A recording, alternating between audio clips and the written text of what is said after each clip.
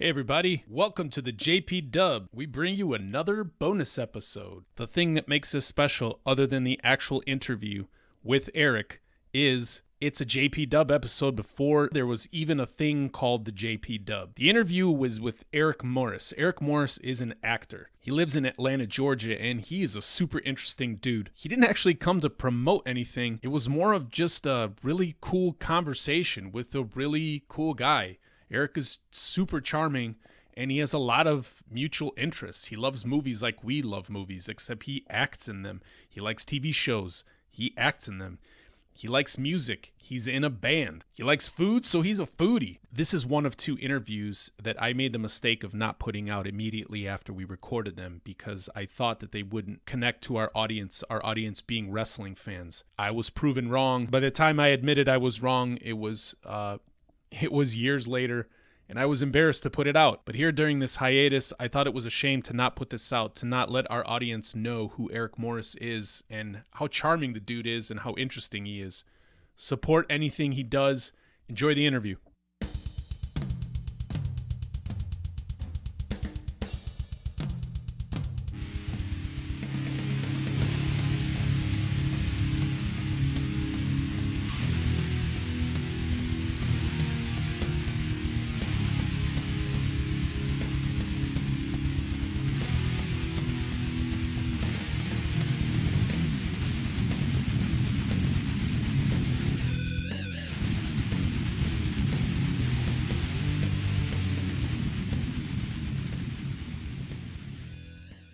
Welcome, everybody, to the JPDUB podcast. And with us today is a very special guest, actor Eric Morris. What's going on, Eric?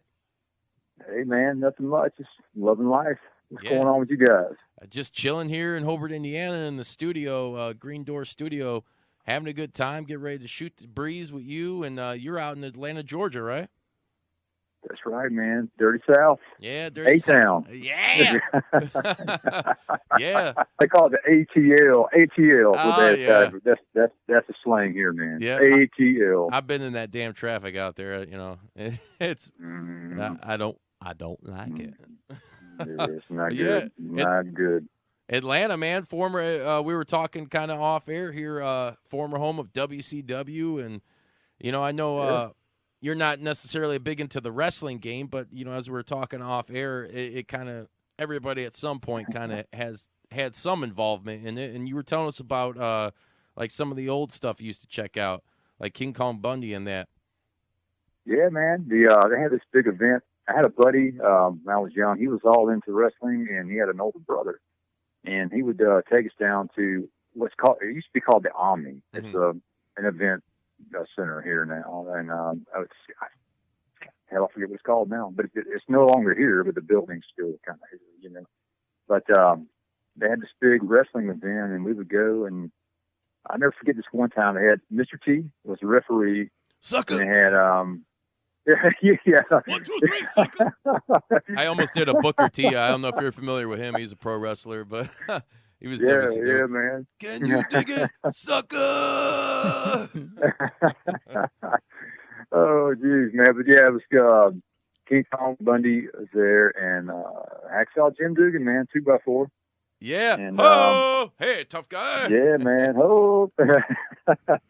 But it was cool, pretty cool, man. It's just crazy time. I mean, I enjoyed it. It was just kind of a neat, fun thing, you know. But I never really got into it heavily, but my buddy kind of kept me a little focused on it because he was all into it. So I have Eric. I have a similar path that you do. When I was younger, I was big into it, but mostly because I was a little bit into it as I guess like a 10 or 11-year-old during the golden era, as they say. But then my younger brother was obsessed with, and he's 7 years younger, so he was like 3, 4, and he was just obsessed with every golden era wrestler. But what he was massively obsessed with, Gorgeous Ladies of Wrestling, Glow. Yeah. We would go to events. So I'm Serbian. We'd go to these Serbian dances on Saturday, and at some point we'd end up home, or we'd have like dance practice. We did like Serbian folklore shit, and inevitably we would get home right around the time of American Gladiators. Yeah. And then it was Glow Wrestling, and we'd have to stay up because my brother would throw a fit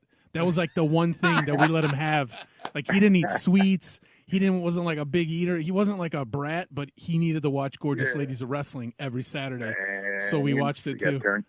Yeah, and it was great. I mean, catch the glow. Yeah. Well, are you? Hey, you're gonna go there when you got that glow. He's got the glow. Got that last dragon up in you, huh? Yeah. The glow. Yeah. Yeah, that's awesome, man. I remember that, man. When I was younger too, we'd watch that, man. It's Really? always trying to catch a good peep shot of something, man. And, Yeah. you never know how they'll Now have with you that, and here's the thing too. I squat don't know and lunge, squat and lunge super moves. if you're familiar. Netflix has the Glow series on television now. Well, on demand, whatever you want to call it. Oh yeah. Okay, I didn't know. Yeah, they just launched season 3. It's based on the original promotion, but it's got who's the main guy in there? Mark Maron. Mark Maron's probably the most known. Well, Mark Maron and the girl from Community. Bree. I can't remember her name right now. She's a brunette. Yeah, she was on the cover of ESPN Mag recently with Becky Lynch. But they're the two most well known. Well, Yeah. she's actually the most well known. It's a good she's show. Mainstream. I recommend you check it out. But like I said, it's loosely based on the original. But it's had me kind of sitting there like I just finished season 3, and it was cool except for, there was some penis shots in there. I didn't really care to see. Yeah. Now, Eric, tell me this: what amount of money would it take for you to do a penis shot in a film for somebody? Or is it just man, I say $5 in the handshake to get it done. So you're a cheap date. I like that. I'll be soon. It's for the art. You got to do it for the art. Yeah. No, man, I don't know. I mean, realistically, I don't know, man. It takes a few bucks for sure to put the old pecker out there for the general public. So, Peter Piper picked a pack of pickled pepper because it's not out there for a second. It's out there forever. Yeah, and we've talked about this before. I don't know, with you being involved in the acting business, it's more prevalent, I would say, in comedy situations in the last 10 years, but it's starting to seep its way into like drama and stuff now too. There is a lot of pecker shots going on nowadays. And I don't think anybody's cool with it, really. I mean, it's always funny. It's good for a laugh. What's your thoughts on that? You're right. Oddly enough, man, that is a strange observation, but it's very accurate. I have seen more peckers than I care to see in the past 5 years. And not that I'm a strange man or anything. It's just I noticed it, and it like I'm comfortable in my own skin. I'm comfortable with what anybody chooses to do, or what choices they want to make as far as like who they want to love and be with. Don't get me wrong, I'm not gay bashing or anything like that. I'm cool with people. As long as you're cool, we're cool, But it's nobody's pecker on the big screen. on the big screen. Motherfucking amplifies a guy's dick, makes it look like it's huge, and he's probably got like a little baby Gigi Allen dick. Why did we get Camera the IMAX? 2 inches, man. You know what I'm saying? Yeah, the IMAX. Like, you see that fucker in 3D. You thought Jaws 3D was bad. Come on, wait till you see John Holmes in 3D. It'll give you a headache.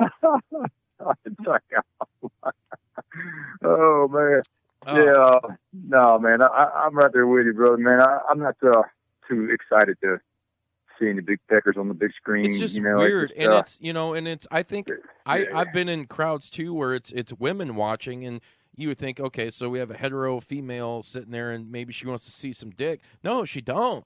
Like chicks are not into that. Man.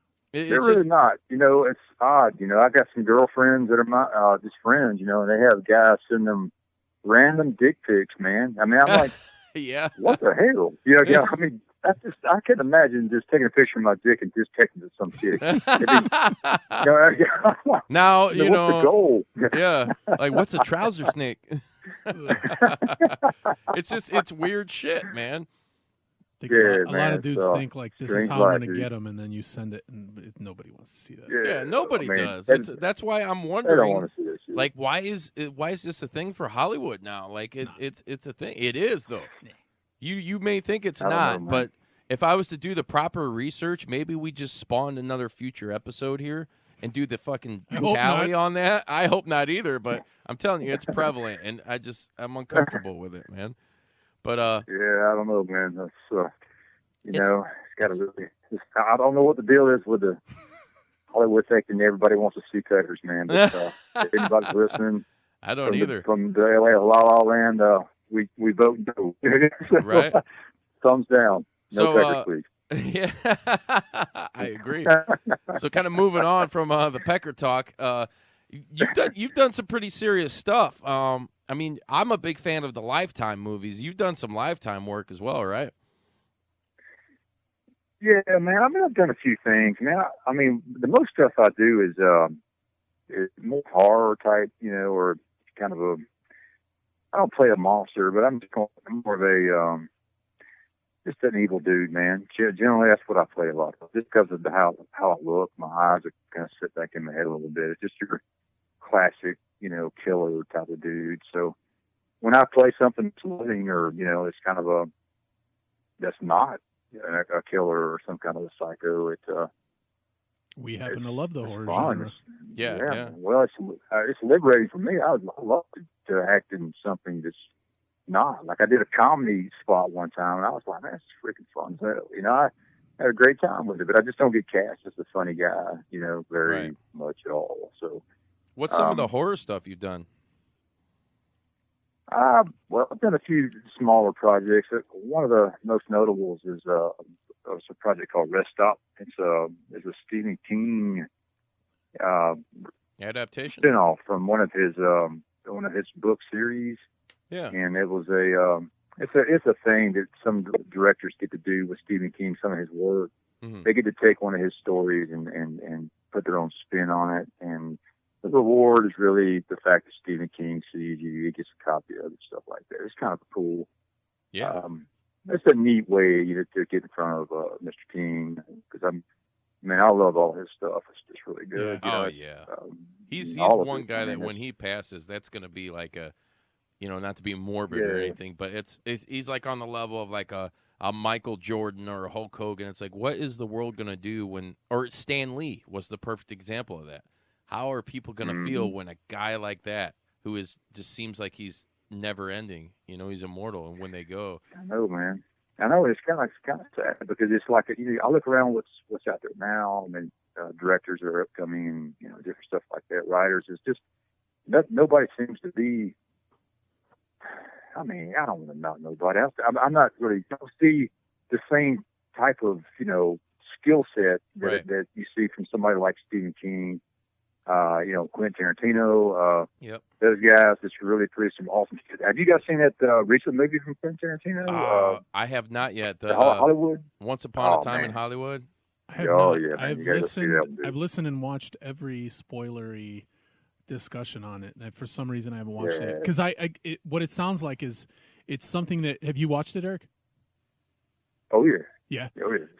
It seems like the kind of like something that you need to. So the last couple Tarantino movies, I've been a huge fan of Tarantino's for years. I used to have multiple copies of like the Pulp Fiction script. Like I just loved everything he did. I took a film class like in college where they dissected Reservoir Dogs and the different angles and stuff of his shots and blah blah blah. But the last couple movies he made are really like I don't know how to describe it. Like, you actually get to savor the film. Like, when you watch it, you are like, every second is something that you need to, like, you have to give your full attention to the film. So that's why, like, I haven't watched Once Upon a Time in Hollywood, because I feel like I have to set aside Immerse 2.5 yourself. hours and go full immersion and just really enjoy absolutely everything, because that is what he started to do. And I think it started with after Kill Bill, but especially like did you watch Hateful Eight, Eric? Yeah. Oh yeah. That's what, like, it's super theatrical, like a play, like a stage play, which I guess they did a stage play of it later, where they actually performed it in New York and a couple other places. The actors actually grabbed the script and like did the whole thing, but yeah. So what did you get out of it? I could talk about it all day long, but how did you like the movie? You obviously really liked it. Man.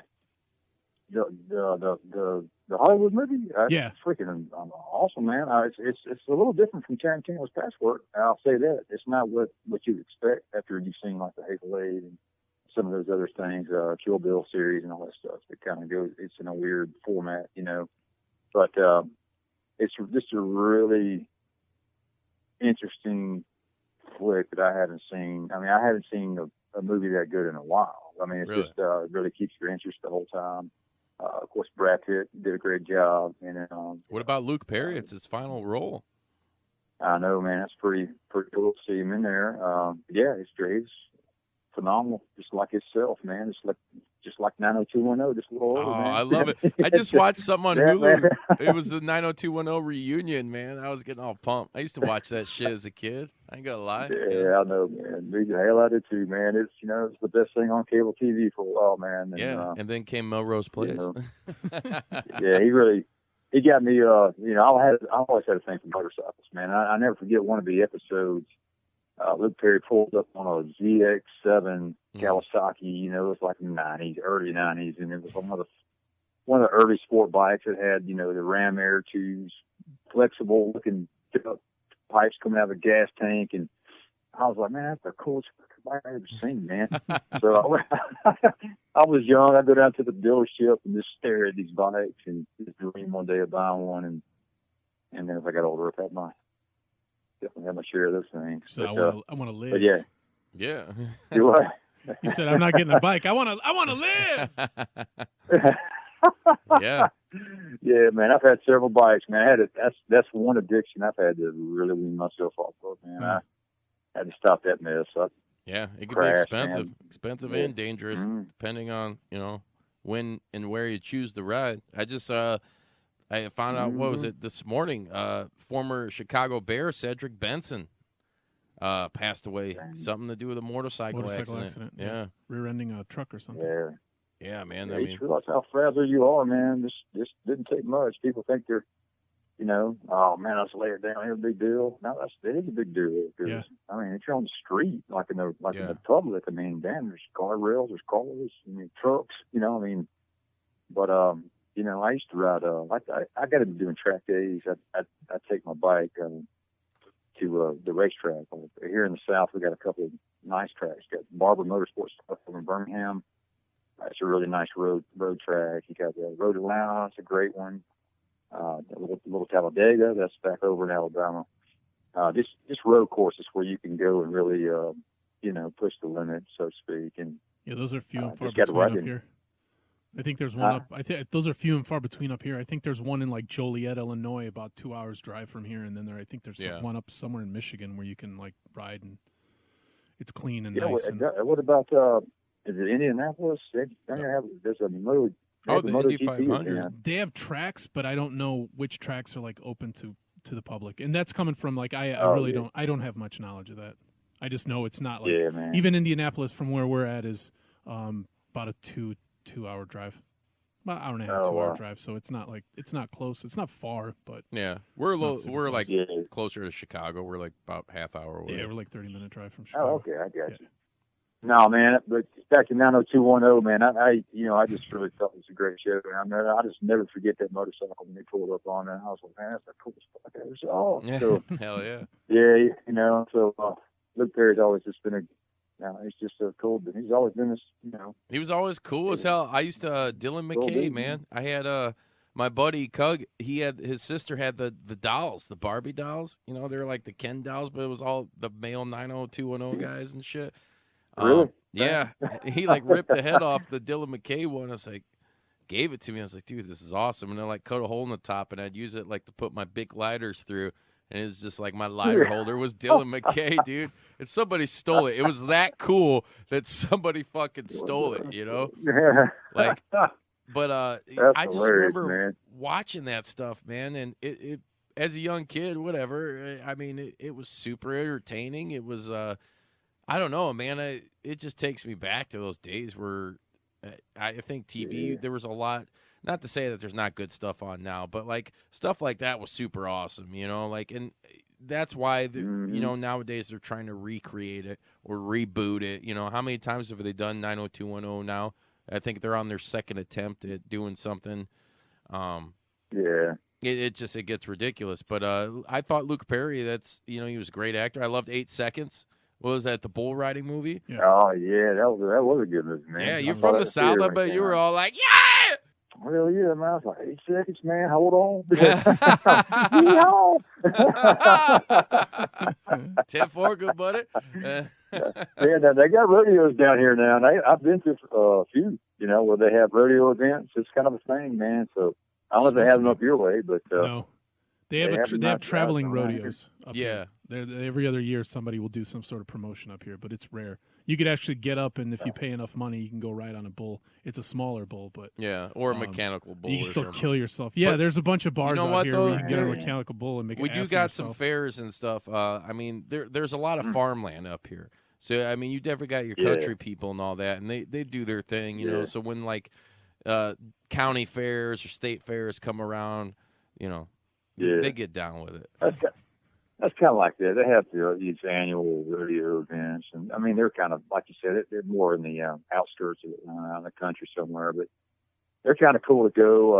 I'm a musician as well, and Really? I play guitar and sing, and I got a fair coming up in September. Actually, I'm gonna be doing a little gig for a little while, just playing some stuff up on stage, Is some it- is it background ju- noise as people walk around. It's just you, or do you have, a full band, or? No, it's just me. I've done the band thing when I was younger, but as I've gotten older, it's just, man, it's not time for this shit, man. And trying to, everybody's, trying to get a band together, it's just like tough, man. It ain't like it was when we were young. Because when I was young, man, I was a skater punk, man. I was a whatever you want to call it. I mean, I just rode skateboards and did drugs, but. Do you listen to Suicidal Tendencies at all, being a young punk skater? Man, hell yeah, my year, yeah, one of my favorites. Suicidal Tendencies was one of my favorite bands at the time. Of course, Anthrax and Nice. Slayer, all that Hell stuff, yeah. man. Dude, I was into that. rocking the hell out of Slayer yesterday. It was my drummer Brad's birthday, so shout out to Brad Vanderzee. Man, dude, we were rocking some Chemical Warfare and Angel of Death, Seasons in the Abyss. Oh yeah, man. Yeah, man. We used to rock out Seasons of the Abyss with my little band. We did a good cover of that song, man. Hell yeah. We had a little punk rock band called Witch Doctor, man, and we we made a bunch of noise, and it was a lot of fun. But yeah, man, Stormtroopers of Death, SOD, Yeah, SOD, yeah. MOD, Yeah, MOD. yeah, Billy Milano. yeah, man, yeah, same, yeah, man. That was all me. I was quite a, made a lot of bad choices, man. But I'm still alive, so. Yeah, Good fuck thing. it. I hear you, man. I'm still rocking, and I try not to make as many bad choices nowadays. I've been doing Man. I've been doing the metal grind punk thing for a good 15 plus years now, and it's taking its toll physically. When you do a bunch of crazy flips and there's nobody there to catch you, or there are people that are there and they just choose to move away, and it's off an 8-foot stage or no foot. Man. My back Damn, fucking not hurts. But it was all for the show, right? I gave to the people. Yeah, man. You got to give back, But hopefully they give back to you, man. That's But no, man. I was big into that stuff, man. And as I grew up, I kind of got out of that shit. But I still, I still enjoy the some of the songs. I mean, I still have some other stuff down with it, man. I had listened to Suicidal Tendencies for a long time, but that was one of my favorite bands. Yeah, that self-titled album was just amazing, dude. Like the first one. Come on now. Yeah. Oh, yeah, man. About what was the song? The Pepsi song, man. I forget the name. Oh yeah. That was. Hold on, give me a minute. I don't know how that spaced me because that's like their biggest hit. I'm not crazy. Institution. You're the one that's crazy. Institutionalized. That's it. Institutionalized.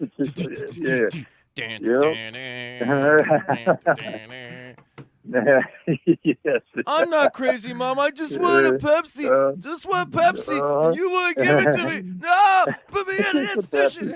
Hell yeah. I love that shit, man. I guess we fucking fired up right now, man. Yeah, man. Come on, Eric. What are you doing? I got to settle down. You get me too wound up. You get the guitar out, man. We'll bust it out. Are you doing South of Heaven acoustic now, or what? Pretty much, yeah. Nice. Put an acoustic version, man. That'd be dope. I don't know if Yeah, anybody's ever done it. That'd be hilarious, man. Actually, plus that out in like a coffee shop style format or something. That'd be freaking phenomenal. And you're south of heaven. You ever get in the Danzig much? No. You listen to him? Yeah, man. Listening to when I go to the gym, man. I still listen to the same old stuff, man. Glenn Danzig back when he was with the Misfits, man, that was the best. And then, I've been lucky enough to see the original Misfits twice since they came back. Really? Yeah. I don't even listen to the other Misfits bands. Just try to hang on, man. Michael Graves, This original. Yeah, man. Just when Glenn Danzig was with it. I mean, there's some of them songs are just classic. I mean, and they're iconic as fuck, you know? Like, I love that shit. And I mean, I listen to it all year round, you know, so every day is Halloween for me. But especially, you know, we're creeping up on that time. And it's, you know, I love the season. And it's like, to me, it's like, why isn't the Misfits song Halloween the official, like, song of Halloween, you know?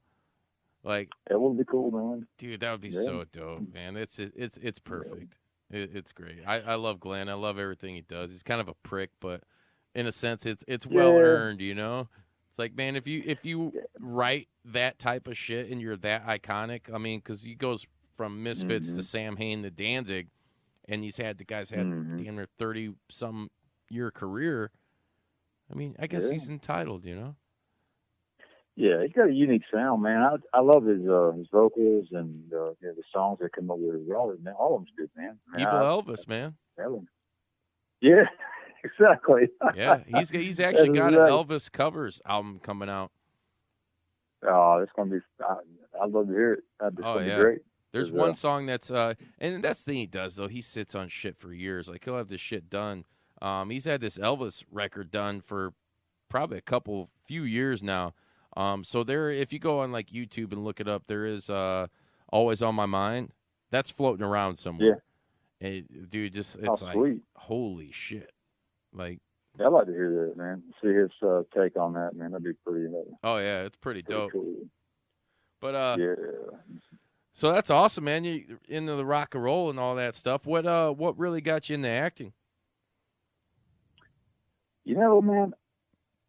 Of course, I've been a musician, coming up, and I got married young, man. I had kids young, and I had to dial it back, clean it up, and go make money and shit, So I had to give that up, and for a while, and raise a family and find some sort of career.